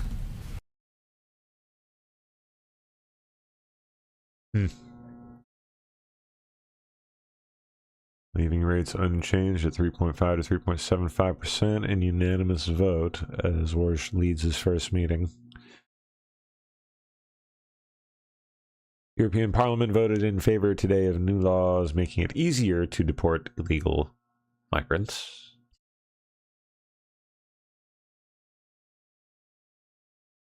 Wow. The right-wing and left-wing members of Parliament then engaged in a shouting match with loud chants of "send them home" and "shame on you." Send them home.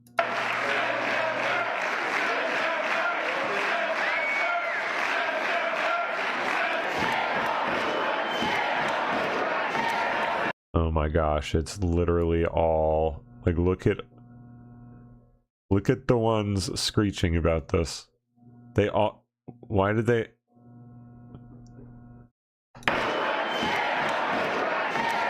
why are they all almost certainly unmarried women?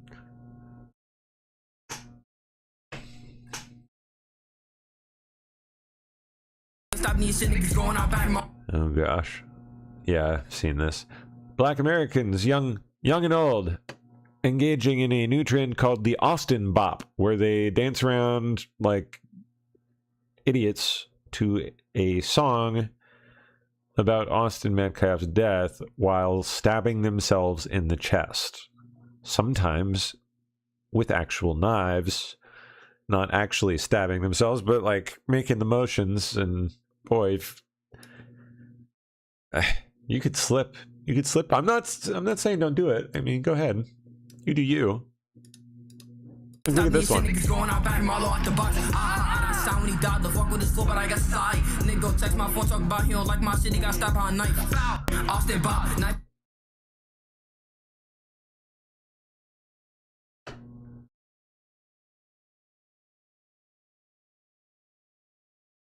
Oh, full text of MOU released by the U.S. 4 hours ago. Okay, let's see. USA and Islamic Republic of Iran and their allies in the current war are signing this MOU to declare the immediate and permanent termination of military operations on all fronts, including in Lebanon, and undertake from now on not to initiate any war or military operation against each other, so on and so forth. USA and Iran undertake to respect each other's sovereignty and territorial integrity and to refrain from interfering in each other's internal affairs. Huh. USA and Iran commit to negotiating and achieving the final deal in a maximum of 60 days, extendable with mutual consent.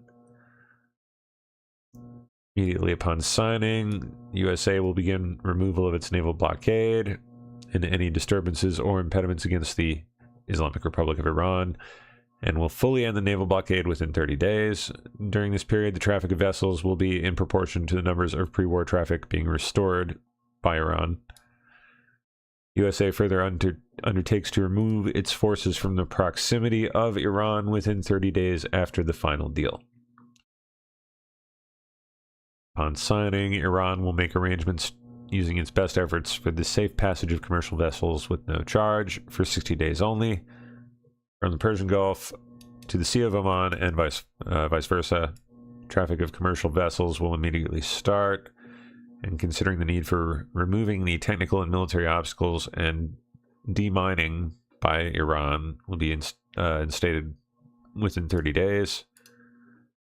Iran will conduct dialogue with the Sultanate of Oman to define the future administration and maritime services in the Strait of Hormuz, in discussion with other Persian Gulf littoral states, in line with the applicable international law and sovereign rights of coastal states of the Strait of Hormuz.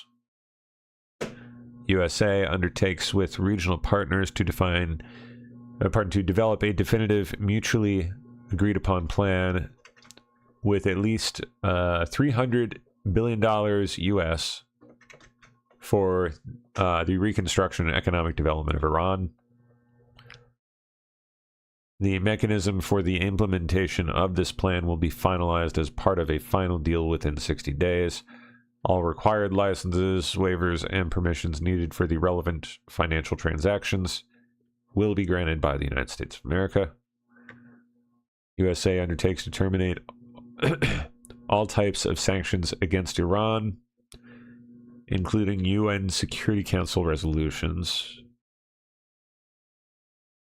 IAEA Board of Governors resolutions, all unilateral U.S. sanctions, primary and secondary, in an agreed-upon schedule as part of the final deal.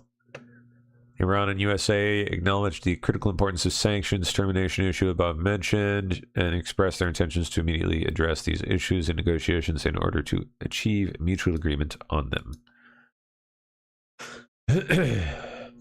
Number 8, Iran reaffirms that it shall not procure or develop nuclear weapons. USA and Iran have agreed to resolve the disposition of stockpile enriched material pursuant to a mechanism that will be agreed upon mutually in accordance with the schedule mentioned in paragraph 7, with the minimum methodology to be downblended on site under the supervision of the IAEA. The two parties also agreed to discuss the issue of enrichment and other mutually agreed upon matters related to the Islamic Republic of Iran's nuclear needs, based on a satisfactory framework being agreed upon in the final deal. The final deal will confirm the provisions of this paragraph, and Iran acknowledged the critical importance of the nuclear issues above missions. They expressed their intention to immediately address these issues in the negotiations in order to achieve mutual agreement on them. Pending the final deal, USA and Iran agree to maintain the status quo. Iran will maintain the current status quo of its nuclear program, and the USA will not impose any new sanctions and will not deploy additional forces in the region. USA undertakes that immediately upon the signing of this MOU and until the termination of sanctions, the U.S. Department of Treasury will issue waivers for the export of Iranian crude oil, petroleum products, and derivatives, and all associated services, including banking transactions, insurances, transportation, etc. USA undertakes to make fully available for use the frozen or restricted funds and assets of Iran upon the implementation of this MOU. USA and Iran will mutually agree upon the procedures related to the release of these funds during negotiations. Such funds, whether obtaining the original account or transfer, shall be made fully usable for payment to any ultimate beneficiary designed by the central bank ultimate beneficiary designated by the Central Bank of Iran. The USA undertakes to issue all necessary licenses and authorizations accordingly. USA and Iran agree that an executive mechanism will be established to monitor the successful implementation of this MOU and the future compliance of the final deal. After signing the MOU and subject to the beginning of the implementation of paragraphs 1, 4, 5, 10, and 11 of this MOU, and the continuing implementation of these measures, USA and Iran will start negotiations regarding the final deal exclusively on the other paragraphs. And finally, the final deal will be endorsed by a binding UN Security Council resolution. Interesting.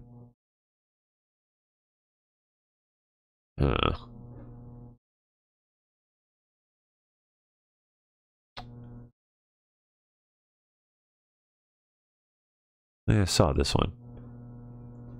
They're bringing the hammer down on this lady. She like let an inmate use her cell phone or something, like repeatedly. County Department of Corrections teacher is booked on 5 felonies Monday. Video exclusively obtained by KTV Newswatch 7 shows the moment deputies arrested 38-year-old Heather Robinson at an apartment complex in La Vista. Robinson is accused of allowing a 21-year-old inmate access to her cell phone during one-on-one instruction. Investigators say she allowed the inmate to take photos and make video calls, and she sent text messages on the inmate's behalf to the inmate's family. There's no good reason why anyone should help facilitate unauthorized communications with an inmate. Were you shagging him? Were you shagging him too? Douglas County Sheriff Aaron Hansen says are extremely concerning. This is how witness tampering occurs. This is how witnesses in homicides or other violent crimes are threatened or injured or even killed. This is how drugs are distributed or contraband is smuggled into facilities. And this is how people are scammed. The Department of Corrections says it became aware of concerns involving Robinson in March. They placed her on administrative leave and began an internal review. Robinson resigned the next day. According to Corrections Director Mike Myers, the review found potential criminal violations, and that's when it was turned over to the Sheriff's Office. Getting that front-end cooperation from our partners in corrections is crucial because it allows our investigators to really focus on the evidence and the voluminous amount of data. Hansen says investigators do believe Robinson's actions involved more than one inmate, and the investigation is still ongoing. I don't care if you're a sworn officer in law enforcement or you're a civilian employee within law enforcement. We must have high standards. We have to have accountability. Maddie Augustine, KTV. Pressure surging for the SAVE Act because California might determine control of the House this November. Oh, yeah. In the House. William Lajeunesse has more from L.A. on what's happening now. William. Well, that's the real concern, Bill. Not the last election, but the next one, right? Control of Congress up for grabs. Duh. We could be 2 weeks in California still counting. So what's the problem? It is not incompetence. Governors Jerry Brown, Gavin Newsom, and Sacramento Democrats created the situation. Here's a timeline. 2015, automatically registering every voter when they got a driver's license. 2016, instead of Election Day in-person voting, California adopted early voting, drop boxes, and ballot harvesting, adding another layer of screening. 2019, same day voter registration. 2020, instead of requesting an absentee ballot, Newsom mailed them to every registered voter, slowing the count even further. All of these things have been put into place with the promise that it was going to increase voter engagement and voter turnout, and we're just not seeing those numbers, certainly over the last 2 to 3 cycles. Voter turnout remains roughly the same. 38% in primaries, 68% in general elections, but late results generate mistrust, exploited by critics. think you can get rid of me that easily? I know a lot of dim-witted jerks thought I was in this for a grift, that I was gonna roll up and leave town. Oop.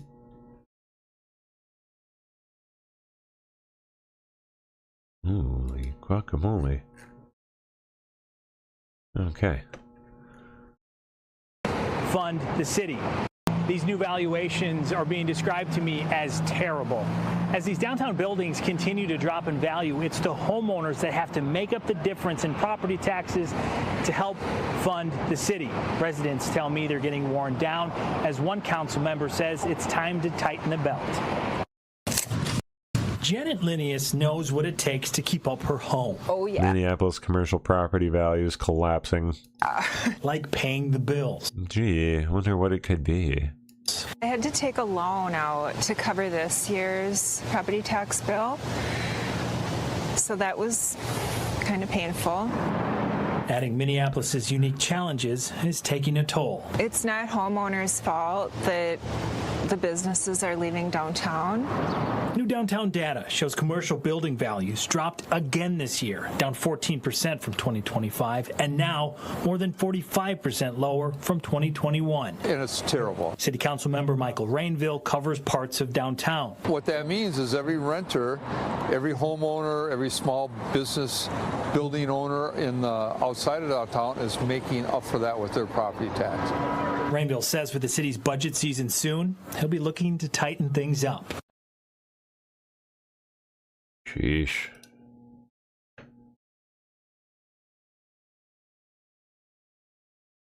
LA Democrats caught in a massive gerrymandering scandal. You don't say. The messiest thing I was involved with was actually at LA City Council. Oh. When there was a very messy leak. These three council members, it was the council president, Nury Martinez, and two other council members, Gil Cedillo and Kevin De Leon, went to the LA County Federation of Labor, which is kind of the headquarters of a lot of the labor unions here, and discussed how they were going to redraw the lines to benefit themselves and to kick out their perceived enemies. I was one of them. And they used terrible language, the most, really offensive, racist language. This was a real secret meeting, and Democrats wanted to eliminate the voting power of white and black people. The whole point was to counter what they saw as gains for the black community as far as votes go. They have all these Mexicans that pour across the southern border, and they overwhelmingly vote Democrat because they all get over here, they work for cash, they work under the table, and then they sign up for benefits. So this is a huge voting block, and that's what they wanted to do. They wanted to take away the legal Americans and expand voting power for the Mexicans, the illegals. And who were involved? All were Democrats. Everybody involved in this scandal were Democrats. So you know that they are doing this all over the country. They hold these secret meetings to eliminate American citizens' voting power. They redistrict, and they give all the voting power to people who shouldn't be here. And look what else they did. They made derogatory comments about a white council member's adopted black son. They made these other very racist comments about Mexicans. And then they also made crude remarks about black people from Los Angeles, Jews, other Americans.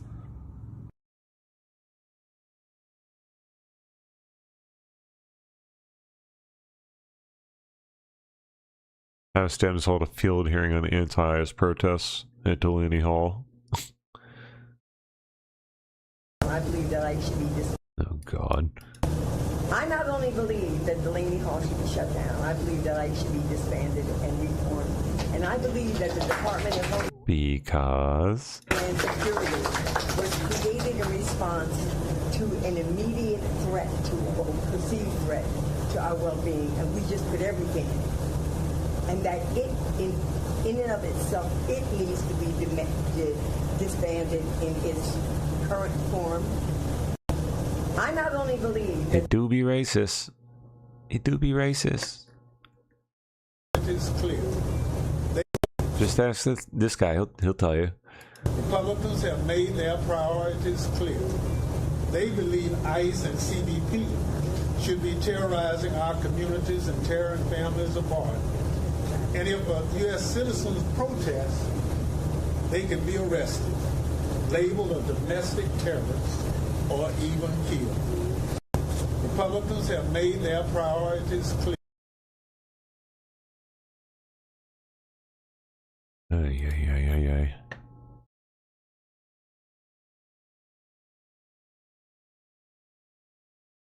Okay. Oh, LaMonica McIver. The peaceful protesters at Delaney Hall. We will keep standing up to ICE's violence. We will Hey, your ass gonna keep getting charged, bitch. accountability for this from this administration. Stand up. Gilgo Beach serial killer sentenced to life without parole after he admitted to murdering 8 women. As the victim's relatives called him an ogre and a repulsive monster. Was this the guy? This is the ogre? There are no words I can say. I am responsible for what was said in this room today. The words I would say have no meaning. And I'm going to leave it there at this time. Speak up.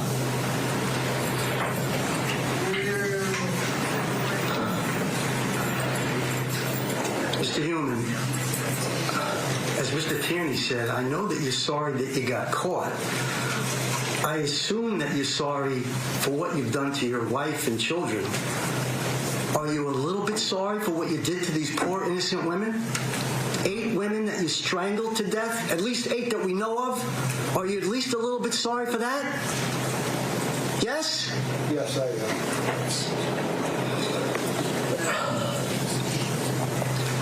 You know what? You've been described as a very big man, but you're a disgusting and despicable small man, if you're a man at all. And you're a coward. Damn, Judge.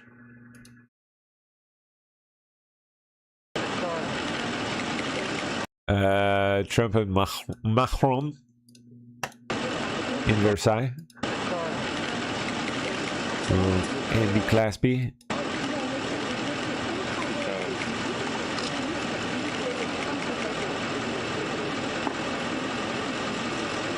Oh, no, don't do it. Oh, God, no.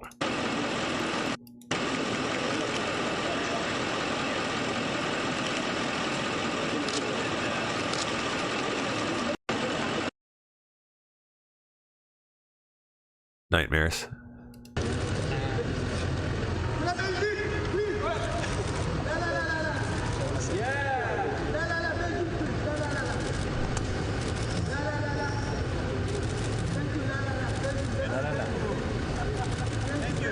President Trump, are you going to support Ukraine now?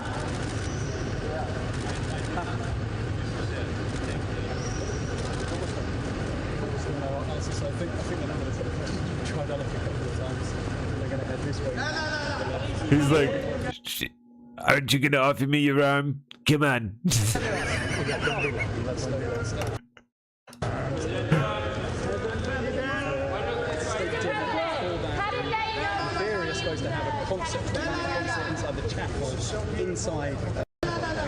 I wish they would have let us hear that. Oh well. Oh, here we go. Here we go. Inside. An amazing woman. She is an amazing woman, huh? Thank you all very much. Appreciate it. Oui, oui.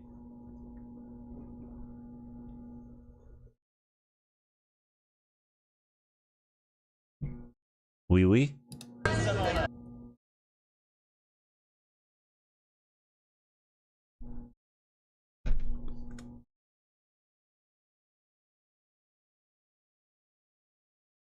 CNN contributor vows to exit if incompetent Ellisons and their minions take over the network. Oh no. I mean, can it possibly get any worse? I don't think so.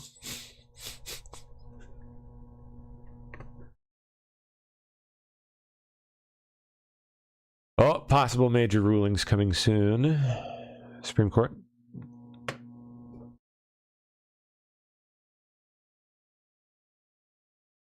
Oh, birthright citizenship. Yeah, still pending. Transgenders in athletics. Presidential power over independent agencies, Fed firings, etc., etc. Mail-in ballot deadlines. Some other stuff. 23 cases left. What do we got here? Library. Oh gosh, that's a groomer. I'm June, a librarian with Oh, June, you say? Your name is June? Boise Public Library. I'm here at our Hillcrest branch where on June 13th we will be holding You're sure it's not Jim? our second annual Pride Resource Fair. Or John? This is a fun event. It's probably John. Where we can just bring together community and connect people with resources such as employment. Resources like gross, disgusting, overweight groomers. Resources, housing resources, and more. In wigs and dresses. More. And it's also a really fun time to just get together, meet people. You'll get things like buttons and stickers. We have totes that we can press our designs onto.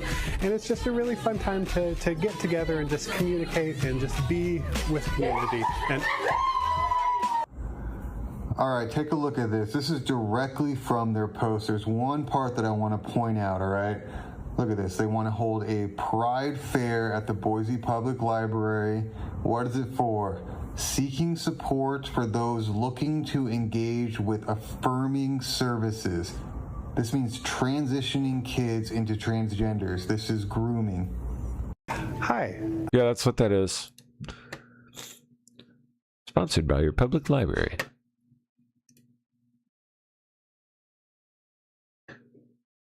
It's disgusting. It's insane.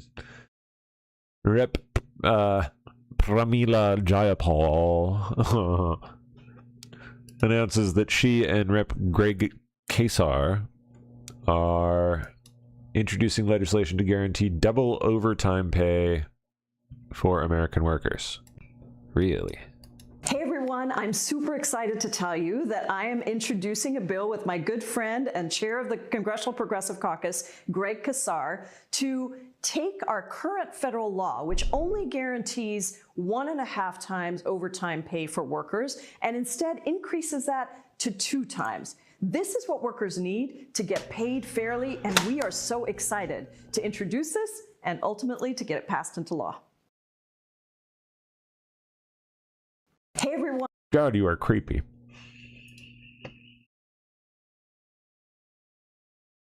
SpaceX has agreed to acquire Anysphere. That's right, the parent company of Cursor, at an implied $60 billion valuation. So I don't know if that means like they're buying Cursor and Cursor's parent company? Both? Each? At $60 billion each? Because I was under the impression they were paying $60 billion for Cursor. I mean, maybe the only thing that Anysphere owns is Cursor. That could be it. I have no idea. But either way, it's a big deal. It's a very big deal. You'll see them surge to the, I don't know about the lead of the pack, but closer to the front in very short order. Give it like maybe 3 months, 4 months, probably about there. Certainly before the end of the year, and they will. I just about guarantee it. They will have a model that'll like actually start swinging for Claude and ChatGPT. Grok is decent, but it doesn't achieve that level. Once they start getting the coding side of things locked down. Oh, speaking of, that's kind of what did it for both Anthropic and ChatGPT. Let me see if I have this clip saved. With Creepy Sam. Yep. And then Codex. Actually, the plan before ChatGPT was that we were going to go all in on code. We knew these models could write code. We knew that they could be really, and we knew that would be like a valuable area, but then we had this incredibly exciting thing happen. But our kind of internal belief at the time was that coding was how these models would control things on computers, and robots were how these models would control things in the physical world. And if you made a... And guess who's got a lock on computer vision? Like, way above and beyond anyone. Tesla and SpaceX. Smart enough model that had sort of the actuators of writing code and driving a robot, you could then kind of actually get this intelligence to do stuff for you in the world. So then it took us a while to get there. And then I think... Not to mention also developing actual robotics, like their Optimus or whatever. They've got every part of it. The mega supercomputer facilities, the Colossus and the other, I think he's building several, like gigantic freaking ones, huge.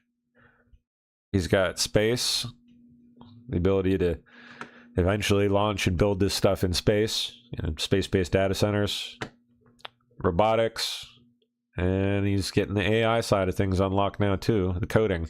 Codex got really good by early this year, but with 5.5 is when we saw this real inflection point where people are now like doing just incredible things with it.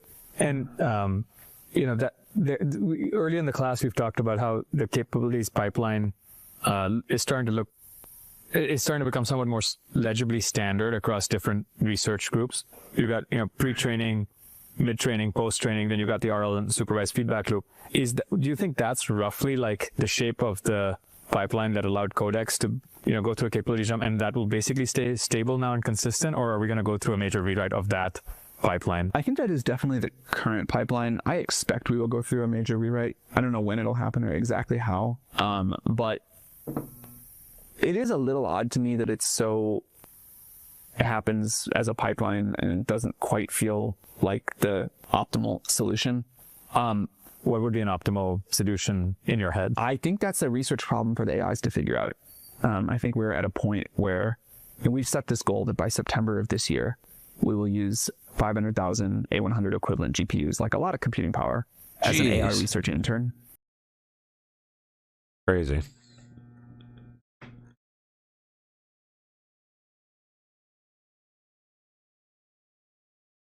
Okay, let me see if we got anything else here.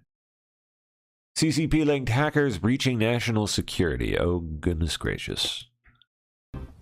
Welcome back to China in Focus. I'm Tiffany Meyer. Chinese hackers attacking the U.S. A tech giant speaks out. Google says that North American institutions were compromised by hackers tied to the Chinese Communist Party. The tech giant says emails and login credentials related to technology, defense, and medical research were targeted. NTD's David Lam has more. Google just announced that hackers linked to China have compromised research organizations across the U.S. and Canada. Google says the sophisticated campaign, launched by a group they call the UNC 6508, was targeting institutions in the North American academic, medical, and military research communities. The institutions have a combined research budget in the billions of dollars. Now, a chief analyst at Google says the hackers' methods are consistent with Chinese-linked hacking activity seen over many years, focused on gathering information likely to be of interest to the Chinese regime. While remaining undetected for more than a year, the group compromised web applications and targeted sensitive information, including data related to national security, artificial intelligence, unmanned vehicle systems, and cyber offensive programs. The earliest known compromise occurred in September 2023. A medical research university's server was exploited. After 3 months, malware was deployed to record credentials. Google found that the group created a process that automatically forwarded emails via BCC to an email called BabitaBarefoot744@gmail.com and others. Now, Google says the group was searching for 150 keywords that matched email addresses and phone numbers for certain people in desired communities. Google said it notified the organizations that were affected and offered assistance. It's also encouraging users to enable two-step verification on all accounts and to maintain strong passwords. David Lam, and wow. NTD News. There's going to be more of that in the coming week or two. There were some recent models dropping from China that will be used by hackers very, very soon. As soon as they can adapt them and remove any cybersecurity restrictions, which isn't terribly hard when you have access to the model itself. Just takes a little time. Okay.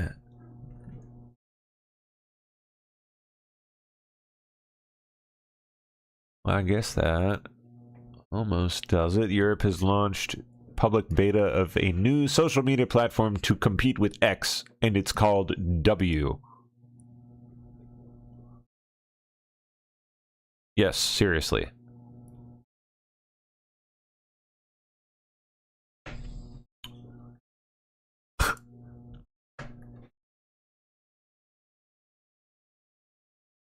The U.S. and Iran have indeed signed the Memorandum of Understanding for ending the war remotely today, and it is now in effect. So, happened a lot quicker than 48 hours. I mean, he said within 48 hours, technically. So, there it is. It's done. Assuming everybody holds to the deal, which, I mean, things can go haywire, for sure, but that may be it. We shall see. Okay, we're at the top of the hour, so let me pop my share off. And Laura's in. How you doing? I am here. I'm good. How are you? Oh, not much. What's going on with you? Nothing much either. Well, yeah, except a whole lot, but yeah. Did you see where the Scots apparently drank Boston out of beer? Uh-oh. Because, yeah, they're all there for the World Cup. I've got some clips of it. There's some pretty cool stuff that happened. But, yeah, apparently the Scots show up, and now they're going to all these bars, and these bars, so they don't have enough beer.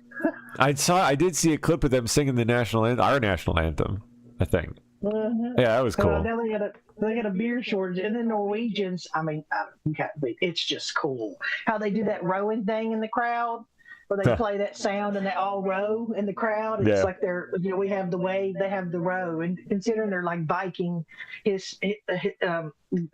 history, that's pretty cool. Yeah, it is pretty neat. Cool. Yeah. Yeah, but I thought that was fun. Cool. And by the way, W social, of course it's W, because that comes before X, so that must mean that it's better, because that's how far these people think. So insane. Freaking insane. Yeah. It's nuts. This stuff. Mm-hmm. Dumb. Yeah. Well, I'll let you get to it. I'm gonna go get dinner. All right, and have a good one. Yeah. You too. See ya. All right, tell Radix I said hi. I will, yeah. Okay. All right, see you guys. I'm out. I'll be back tomorrow. I'll see you in the morning. Yeah. I don't know. I'll stick around in the morning, but we'll see how I'm feeling in the morning.